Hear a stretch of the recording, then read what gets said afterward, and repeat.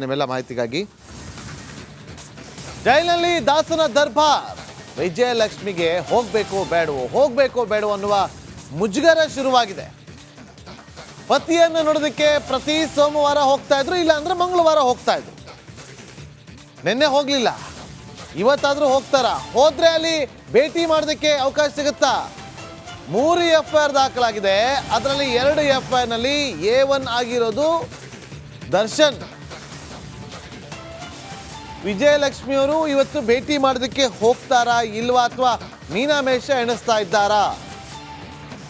ನೋಡಿ, ತನಿಖೆ ಆರಂಭ ಆಗಿದೆ. ತನಿಖೆಯಲ್ಲಿ ಸಾಕಷ್ಟು ವಿಚಾರಗಳು ಬೆಳಕಿಗೆ ಬರ್ತವೆ. ಈ ರೀತಿಯಾಗಿ ರಾಜಾತಿಥ್ಯ ಸಿಗ್ತಾ ಇತ್ತು ಅನ್ನೋದ್ರ ಬಗ್ಗೆ ತನಿಖೆ ನಡೆಯುತ್ತೆ. ಇಷ್ಟೆಲ್ಲ ಆದಮೇಲೆ ಪರಪ್ಪನ ಅಗ್ರಹಾರ ಕೇಂದ್ರ ಕಾರಾಗೃಹದಲ್ಲಿ ಪವಿತ್ರ ಗೌಡ ಅವರನ್ನು ಮೀಟ್ ಮಾಡಿರೋದಿಲ್ಲ ಅಂತ ಹೇಳೋದಕ್ಕೆ ಆಗೋದೇ ಇಲ್ಲ. ಖಂಡಿತವಾಗ್ಲೂ ಅದು ಸಾಧ್ಯತೆ ಇರುತ್ತೆ. ಮತ್ತಷ್ಟು ಮಾಹಿತಿಯನ್ನು ಕೊಡೋದಕ್ಕೆ ನನ್ನ ಸಹೋದರಿ ನಿಕೇಶ್ ಈಗ ಪರಪ್ಪನ ಅಗ್ರಹಾರ ಕೇಂದ್ರ ಕಾರಾಗೃಹದಿಂದ ಹೊರಭಾಗದಿಂದಲೇ ಲೈವ್ನಲ್ಲಿ ಜಾಯ್ನ್ ಆಗಿದ್ರೆ. ನಿಕೇಶ್, ವಿಜಯಲಕ್ಷ್ಮಿ ಅವರು ಇವತ್ತು ಬರ್ತಾರಾ ಅನ್ನುವ ಚರ್ಚೆಗಳು ನಡೀತಾ ಇದೆ. ಆದರೂ ಕೂಡ ಮುಜುಗರ ಏನಿದೆ ಮಾಹಿತಿ ನಿಕೇಶ್?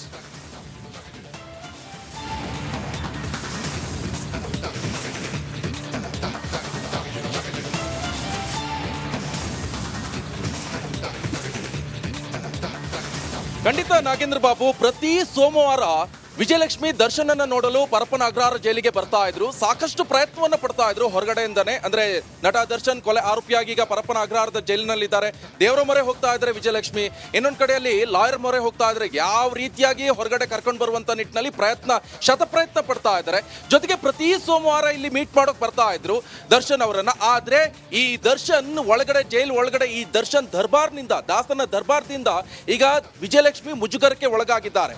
ಇದ್ರ ಹಿನ್ನೆಲೆಯಲ್ಲಿ ಈಗಾಗಲೇ ನಿನ್ನೆ ಅಷ್ಟೇ ರೇಡ್ ಮಾಡಿದ್ರು. ಸಾಕಷ್ಟು ಜನ ಅಧಿಕಾರಿಗಳು ಬಂದ್ರು, ಗೃಹ ಸಚಿವರು ಬಂದ್ರು.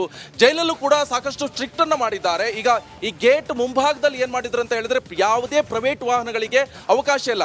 ಈ ಹಿಂದೆ ವಿಜಯಲಕ್ಷ್ಮಿ ಜೈಲಿಗೆ ಭೇಟಿ ಕೊಡುವಂತ ಸಂದರ್ಭದಲ್ಲಿ ವಿಜಯಲಕ್ಷ್ಮಿ ಅವ್ರು ಏನ್ ಮಾಡ್ತಿದ್ರು ಅಂತ ಹೇಳಿದ್ರೆ ಕಾರ್ ಮುಖಾಂತರ ಹೋಗ್ತಾ ಇದ್ರು ಒಳಗಡೆ. ಅಲ್ಲಿ ಹೋಗಿ ಡ್ರಾಪ್ ಕೊಟ್ಬಿಟ್ಟು ವಾಪಸ್ ಹೊರಗಡೆ ಬರ್ತಾ ಇದ್ರು, ಕಾರ್ ವಾಪಸ್ ಬರ್ತಾ ಇತ್ತು. ಆದ್ರೆ ಈಗ ಇಲ್ಲಿಂದನೇ ನಡ್ಕೊಂಡು ಹೋಗ್ಬೇಕಾಗತ್ತೆ. ಈ ಹಿನ್ನೆಲೆಯಲ್ಲಿ ಮತ್ತೆ ಬರೋ ಡೌಟ್ ಏನಾಗ್ತಾ ಇದೆ, ಅದರಲ್ಲೂ ಕೂಡ ಈಗ ಮತ್ತೆ ಮುಜುಗರ ಅಂತ ಹೇಳಿದ್ರೆ ಒಂದು ಕೊಲೆ ಪ್ರಕರಣದಲ್ಲಿ ಆಲ್ರೆಡಿ ಒಳಗಡೆ ಈಗ ನಟ ದರ್ಶನ್ ಇದ್ದಾರೆ. ಅದರ ಜೊತೆ ಈಗ 3 ಪ್ರಕರಣ ದಾಖಲಾಗಿದೆ. 3 FIR ನಲ್ಲಿ ಈಗ 2 FIR ನಲ್ಲಿ A1 ಆರೋಪಿ ಆಗಿದ್ದಾರೆ.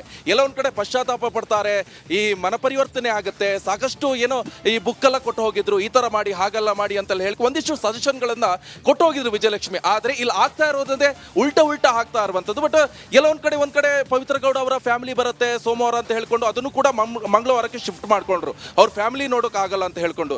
ಆದ್ರೆ ಈಗ ಮತ್ತೆ ಇನ್ನೊಂದು ಈ ಪ್ರಕರಣದಿಂದ ಮುಜುಗರ, ಜೊತೆಗೆ ಇನ್ನೊಂದು ಈಗ ಆತಂಕ ಕೂಡ ವಿಜಯಲಕ್ಷ್ಮಿ ಕಾಡ್ತಾ ಇರುವಂತದ್ದು. ಯಾಕಂತ ಹೇಳಿದ್ರೆ ಎಲ್ಲ ಒಂದ್ ಕಡೆ ಈಗ ಕೂಡ ಒಂದು ಸುದ್ದಿ ಬರ್ತಾ ಇರುವಂತದ್ದು, ದರ್ಶನ್ ಅವರನ್ನ ಬೇರೆ ಜೈಲಿಗೆ ಶಿಫ್ಟ್ ಮಾಡ್ತಾರೆ.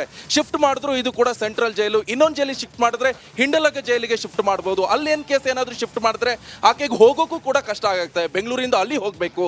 ಅಲ್ಲಿರುವಂತದ್ದು ಮತ್ತೆ ನಟೋರಿಯಸ್ ರೌಡಿಗಳೇ ಅಲ್ಲಿರುವಂತದ್ದು. ಅದರಲ್ಲೂ ಕೂಡ ಅಲ್ಲಿ ಸಜಾ ಆಗಿರುವಂತಹ ರೌಡಿಗಳಿದ್ದಾರೆ.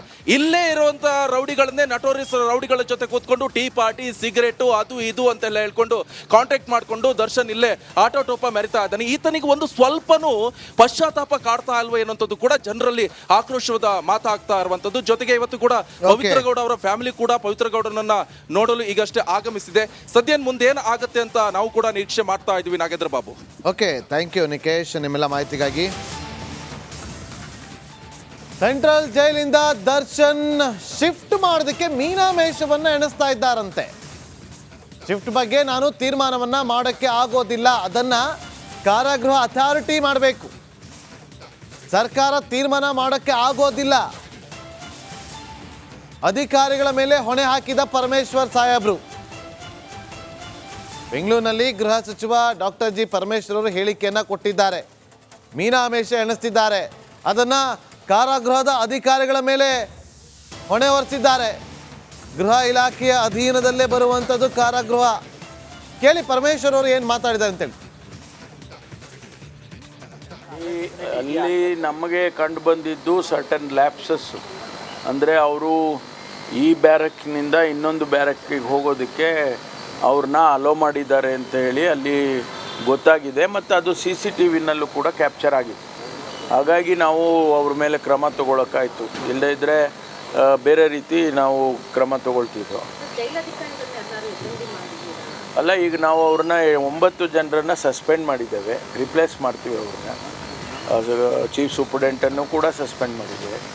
ಆಮೇಲೆ ಇನ್ನೊಬ್ಬರು ಸೂಪರ್ಡೆಂಟು ಅವರನ್ನು ಸಸ್ಪೆಂಡ್ ಮಾಡಿದ್ದೇವೆ.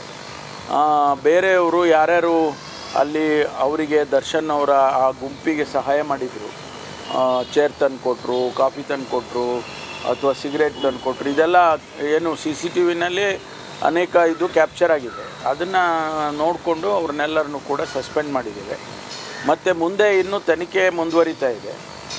ಈಗಾಗಲೇ ಇವತ್ತು ಬಹುಶಃ ಒಂದು IPS ಆಫೀಸರ್ಗೆ ಫರ್ದರ್ ಎನ್ಕ್ವೈರಿ ಮಾಡೋದಕ್ಕೆ ನೇಮಕ ಮಾಡ್ತೀವಿ. ಅವರು ಏನೆಲ್ಲ ಫೈಂಡಿಂಗ್ಸ್ ಬರುತ್ತೆ ನೋಡಿಕೊಂಡು ಪರ್ಮನೆಂಟ್ ಸೊಲ್ಯೂಷನ್ಸು ಕೆಲವನ್ನ ಮಾಡಬೇಕಾಗುತ್ತೆ. ಅದನ್ನು ಆ ವರದಿ ಬಂದ ಮೇಲೆ ಮಾಡ್ತೀವಿ.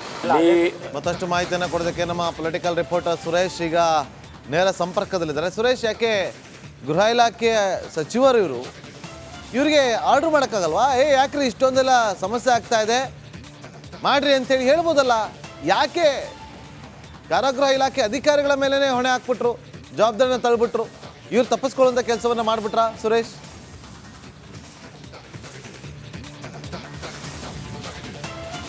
ಎಸ್ ನಾಗೇಂದ್ರ ಬಾಬು, ನೀವು ಹೇಳೋದು ಒಂದು ಕಡೆ ಪ್ರಶ್ನೆ ಆದರೆ ಮತ್ತೊಂದು ಕಡೆ ಗೃಹ ಸಚಿವರು ಕೊಡುವಂಥ ಸಮಜಾಯಿಷಿಯೇ ಬೇರೆ ಆಗಿರ್ತಕ್ಕಂಥದ್ದು. ಯಾಕೆಂತಂದರೆ ಇದಕ್ಕೆ ಜೈಲು ಪ್ರಾಧಿಕಾರ ಇದೆ ಅಂತ ಏನಿದೆ, ಜೈಲು ಪ್ರಾಧಿಕಾರ ಕೋರ್ಟ್ ಮೂಲಕವೇ ಗಮನಕ್ಕೆ ತಂದು ಕೋರ್ಟಿನ ನಿರ್ದೇಶನದ ಮೇರೆಗೆ ಅವರನ್ನು ಬೇರೆ ಜೈಲಿಗೆ ಶಿಫ್ಟ್ ಮಾಡುವುದಕ್ಕೆ ಅವಕಾಶ ಇರತಕ್ಕಂಥದ್ದು ಅನ್ನುವಂಥದ್ದು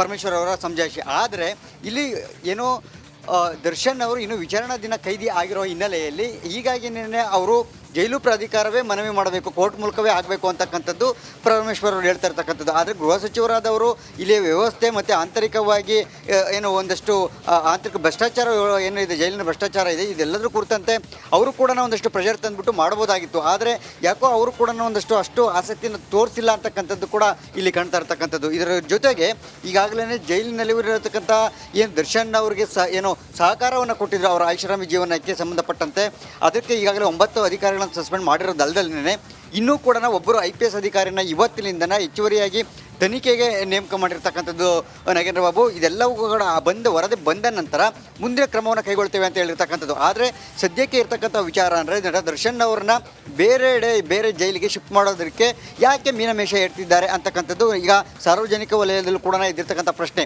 ಆದರೆ ಪರಮೇಶ್ವರ್ ಅವರ ಉತ್ತರ ಮಾತ್ರ ತುಂಬ ಟೆಕ್ನಿಕಲ್ ಆಗಿರ್ತಕ್ಕಂಥದ್ದು. ಸೊ ಇದೆಲ್ಲವನ್ನು ನೋಡ್ತಾ ಹೋದರೆ ಏನಂದರೆ ಇನ್ನು ಒಂದು ದಿನ ಅಂದರೆ ನಾಳೆ ವೇಳೆಗೆ ಒಂದು ಕ್ರಮವನ್ನು ಕೈಗೊಳ್ತೇವೆ ಅಂತಕ್ಕಂಥದ್ದು ಹೇಳಿದ್ದಾರೆ. ಅಂದರೆ 3 ದಿನ ಹೇಳಿದ್ದಾರೆ, ಈಗಾಗಲೇ ಒಂದು 2-3 ದಿನದಲ್ಲಿ